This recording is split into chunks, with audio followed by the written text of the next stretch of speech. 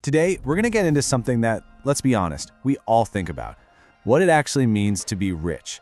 But forget the flashy cars and the giant mansions for a minute. We're going to dig into a much deeper, more solid idea of wealth that's way less about the number in your bank account and way more about freedom, your mindset, and just security.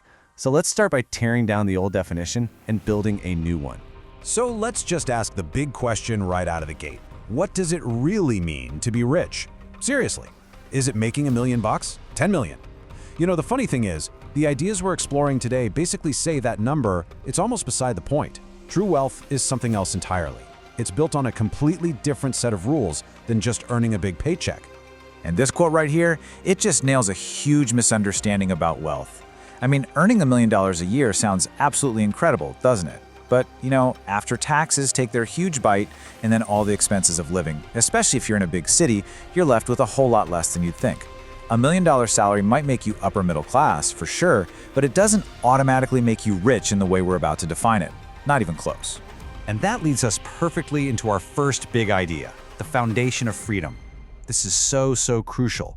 True wealth isn't about buying more things. It's about buying options. It's about having the kind of financial security that gives you the one thing money can't technically buy, total control over your own time and your own life.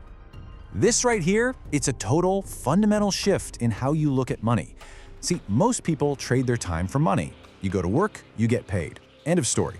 The truly rich, though, they do it differently. They focus on building systems, investments, businesses that make money for them, even when they're sleeping.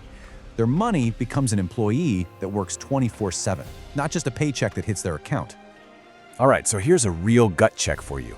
Could you stop working right now, today, and keep living your current lifestyle for more than a year? If the answer is yes, well, that is a powerful sign of real financial security. It means you've built a safety net from assets that are working for you, totally separate from you having to clock in every day.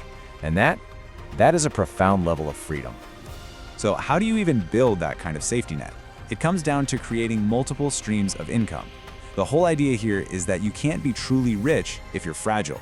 Relying on just one job, I don't care how much it pays, is a huge vulnerability. Think about it. If the stock market tanks, your real estate and your business are still there. If you get sick and can't run the business, maybe those book royalties still come in. Each stream acts like insurance for the others. And at the end of the day, what's all this for? All this financial planning, the assets, the different income streams, it all points to this one feeling, the feeling of not being stuck anymore. It's the freedom to walk away from a job you can't stand, to go all in on a passion project, to completely change the direction of your life just because you want to. That power to choose without being forced by financial need, that's the real win. But look, having the right financial setup is only half the battle. You also need the right internal operating system. This next part is all about the psychology, the mindset that not only helps you build wealth in the first place, but helps you keep it and even rebuild it if you go through a massive failure. Okay, listen up, because this might be the most valuable asset you will ever have, your human capital. Money, it can vanish. Businesses can go under. But your knowledge, your skills, the experience you've gained, no one can ever take that away from you. It's that deep down confidence that even if you lost every penny and had to start from absolute zero, you know how to build it all back again. And that's exactly why this is so critical. Investing in your skills, in your education, in your own knowledge, that's not an expense. It's literally the highest return investment you can possibly make. It's the source of that resilience we were just talking about. Because once you know how to create value in the world, that skill's with you for life. And here's another huge mental switch you gotta flip. When you're truly financially secure, why you work changes completely. It's no longer driven by the need for money just to pay the bills and survive. Instead, it becomes driven by a want, a desire to build a legacy, to chase a passion, or to make a real impact on the world. Money stops being about survival and becomes a tool for purpose. This whole mindset also includes a few other key things. First, you actively look for mentors, people who can guide you because they've already been there. Second, you take the time to actually understand systems like taxes, not to cheat them, but to play the game intelligently. And finally, you accept the unique, heavy stress that comes with being an owner, a burden that most employees never have to think about. Okay, so we've covered the financial foundation and the internal mindset. Now for the fun part.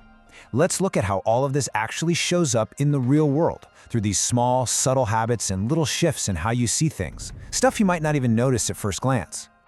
I love this quote because it just completely flips our idea of what success looks like. You know, the flashy suits, the expensive watches. A lot of times that's a sign of people trying to project an image of success they don't actually have. Real wealth is quiet. It's confident. It doesn't need to scream for attention. Frankly, once you know you can have something, you don't obsess over proving it to others. This is such a perfect, everyday example of that subtle change. When you're worried about money, what do you do when you open a menu? Your eyes shoot straight to the right side, to the prices. But when that worry is gone, you naturally start on the left side. What do I actually want to eat? Your choice is based on what you desire, not what it costs. It's a tiny little thing, but it signals a massive shift in your reality. And that same idea goes way deeper than just a menu. It's about shifting from looking at the cost of something to appreciating its value. A super expensive meal isn't just about the ingredients. You're paying for the chef's decades of training, their incredible expertise, the unique experience they've put together. You're not just paying for calories, you're paying for art and skill. All right, let's get into our final section. And this might just be the most powerful and kind of counterintuitive advantage that the truly wealthy have. It's their ability to see a massive opportunity where everybody else is seeing nothing but fear.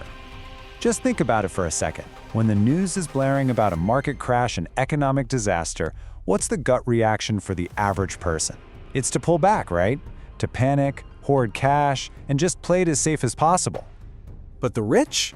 They do the exact opposite. While the entire crowd is running for the hills in a panic, the rich see a giant flashing buy signal. They've been waiting for this moment. For them, a crisis isn't a time to panic. It's a time to go shopping. Because they get it. A financial crisis is basically a Black Friday sale for billionaires.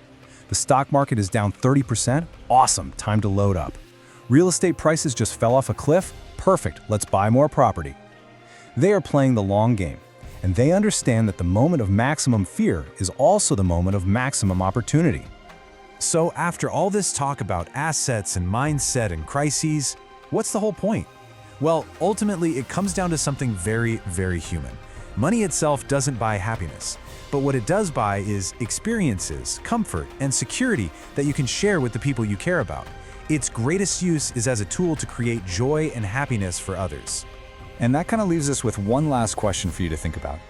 Based on this much bigger definition of rich, one that's built on freedom, resilience, your mindset, and your ability to give back to others, are you, maybe, just maybe, richer than you thought you were?